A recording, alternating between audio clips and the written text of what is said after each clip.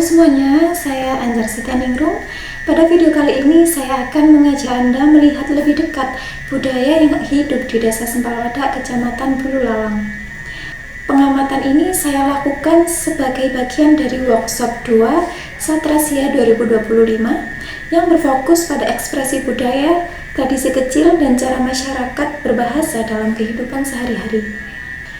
Desa Sempalwadak memiliki suasana pedesaan yang hangat dan masih menjaga banyak tradisi. Di sini, bahasa, kebiasaan tutur, hingga mitos yang diwariskan orang tua tetap menjadi bagian dari kehidupan masyarakat. Untuk pengamatan ini, saya akan mewawancarai ibu saya sendiri yang akan menceritakan mitos-mitos dan pantangan yang masih dipercaya warga desa. Melalui pengamatan dan wawancara ini, saya ingin memahami bagaimana budaya, cerita, dan bahasa tetap hidup serta membentuk identitas masyarakat desa. Mari kita mulai perjalanan ini dan menyelami tradisi yang masih dijaga sampai sekarang. Baik, sekarang saya sudah bersama ibu saya.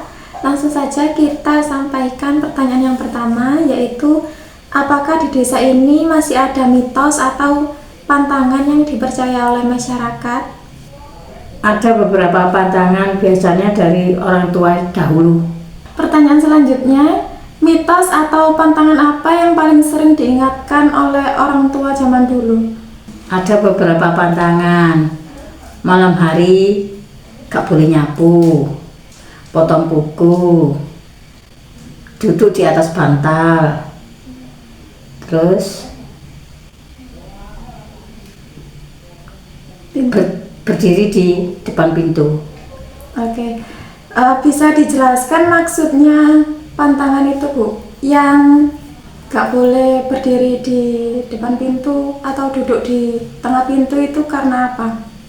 Katanya orang dulu, kalau duduk di depan pintu menghambat jodoh.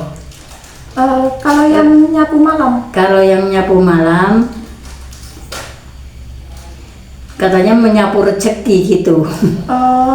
Yang ini, Bu, potong kuku malam hari. Kalau potong kuku malam hari bisa bawa sial. Yang duduk di atas bantal itu kenapa alasannya? Alasannya bisa udunan.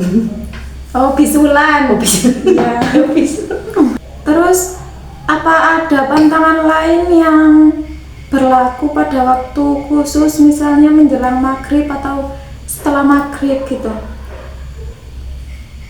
Ya, kalau keluar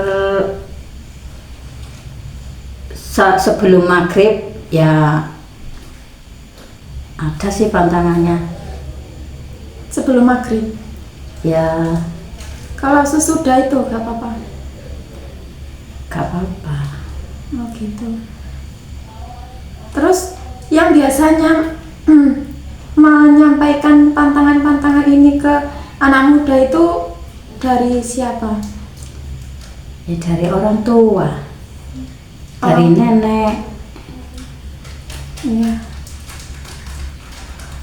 Terus bagaimana masyarakat itu kalau misal menanggapi kalau ada yang melanggar pantangan itu gitu? Biasanya ya ditegur. Ditegur gitu ya? Iya, ditegur. Terus ini pertanyaan terakhir, apakah mitos itu atau pantangan seperti tadi itu perlu dilestarikan ke generasi berikutnya? Ya, tetap perlu diperkenalkan, mesti nggak dipercaya sepenuhnya. Oke, baik Bu, cukup. Terima kasih Bu. Desa Sempalwadak menawarkan suasana pedesaan yang tenang dan akrab. Jalan-jalan kecilnya dikelilingi rumah-rumah sederhana, kebun singkong, sawah hijau, dan halaman yang penuh tanaman.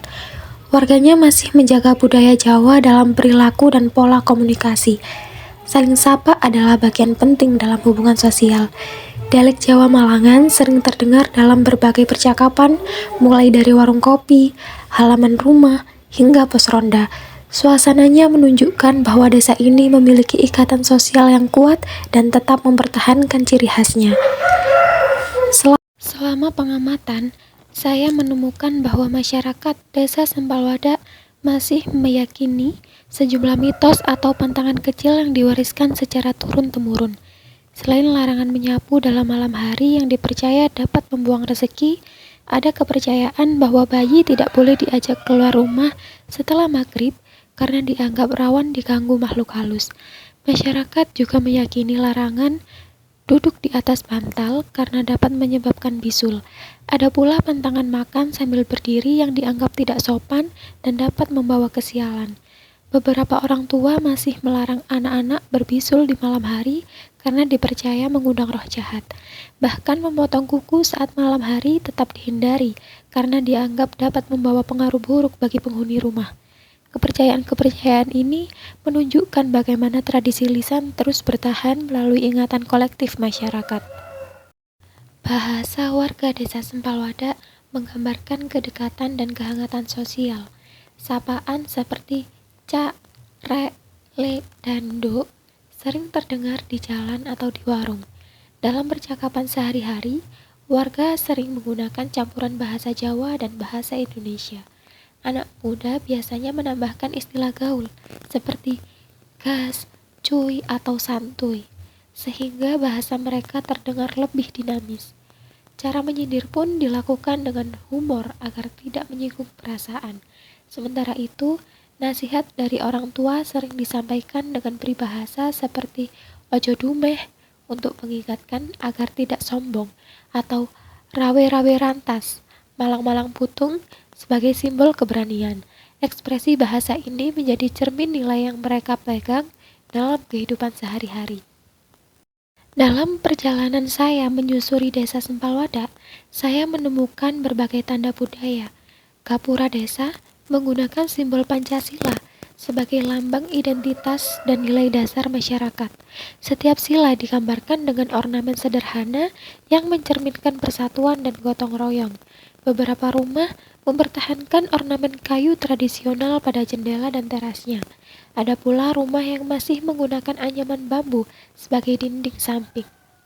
Pos kamling dihiasi mural yang menampilkan kegiatan bersih desa dan kerja bakti. Banyak keluarga menanam tanaman obat seperti kunyit, sirih, jahe, dan temulawak di halaman depan. Keberadaan tanaman ini menunjukkan bahwa masyarakat masih menjaga tradisi pengobatan sederhana. Tanda-tanda budaya tersebut memperlihatkan bagaimana nilai dan identitas desa tampil melalui bentuk visual yang sering luput dari perhatian. Jika dilihat dari perspektif folklor, pantangan-pantangan seperti larangan menyapu malam, larangan duduk di atas bantal, atau larangan membawa bayi keluar setelah maghrib termasuk dalam folklor lisan yang diwariskan secara turun-temurun. Pantangan ini tidak hanya berisi larangan, tetapi juga mengandung pesan moral, sopan santun, dan kehati-hatian. Dari sisi stilistika, gaya tutur masyarakat yang menggunakan sapaan khas, humor, dan campur kode menunjukkan ciri khas komunikasi warga Jawa modern yang tetap mempertahankan kedekatan sosial. Sementara dari sudut semiotika, simbol Pancasila pada gapura, ornamen rumah tradisional, serta tanaman obat menjadi tanda visual yang menyimpan makna sosial, sejarah, dan nilai budaya masyarakat. Semua temuan ini memperlihatkan bahwa budaya tidak hanya hadir dalam upacara atau perayaan besar, tetapi hidup dalam percakapan, larangan, dan benda-benda kecil di sekitar kita. Pengamatan ini menjadi pengalaman berharga bagi saya sebagai mahasiswa PBSI, melihat langsung bagaimana masyarakat menjaga ekspresi bahasa dan tradisi kecil membuat saya memahami bahwa budaya bukan hanya teori yang dipelajari di kelas, tetapi sesuatu yang hidup di tengah masyarakat. Setiap sapaan, pantangan, dan setiap simbol visual memiliki makna yang membentuk identitas suatu daerah. Saya merasa penting bagi generasi muda untuk memahami budaya lokal agar tidak hilang oleh perkembangan zaman. Sebagai calon pendidik, saya ingin membawa nilai-nilai ini ke ruang kelas agar siswa juga dapat mengenal, memahami, dan menghargai budaya tempat mereka tumbuh. Itulah hasil pengamatan saya di Desa Sempalwadak. Melalui bahasa, pantangan, dan simbol budaya, saya melihat betapa kayanya tradisi yang masih hidup hingga kini. Semoga video ini dapat memberi gambaran yang lebih dekat tentang kehidupan budaya masyarakat desa. Terima kasih telah menyaksikan, sampai jumpa di video berikutnya.